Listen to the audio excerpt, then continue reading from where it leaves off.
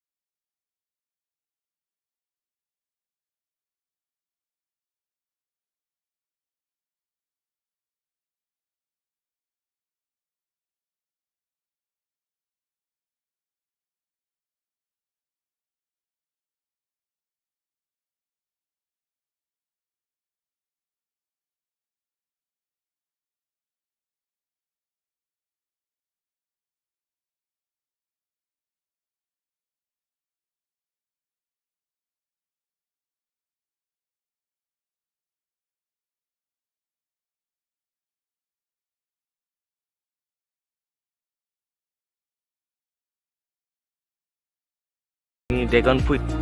ইয়াৰ পৰাও বহুত টকা আৰ্জন কৰিব পাৰি আৰু বহুত দাম। লিচু গছ বৰ্তমান লাগিবলৈ হোৱা নাই। কি সুন্দৰ আৰু আছে এনেকৈ ধৰণে। এয়া আৰু লিচু, লেটেকু গছ সকলোৱেতো দেখা নাই ইয়াত।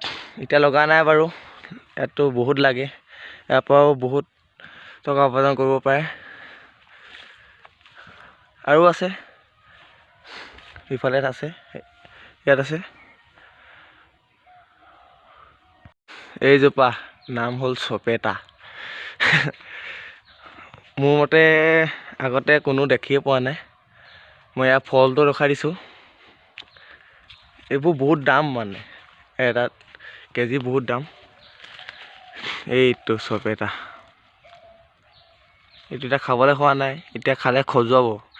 যিটো পকাৰ পিছত খালে এইটো বহুত সোৱাদ আছে, বহুত মিঠা। মানে এটাহে লাগি আছে, এতিয়া বিকা হ'ল। আম গছ, তাৰপৰা এইফালে আছে লিচু, এইফালে আছে কমলা।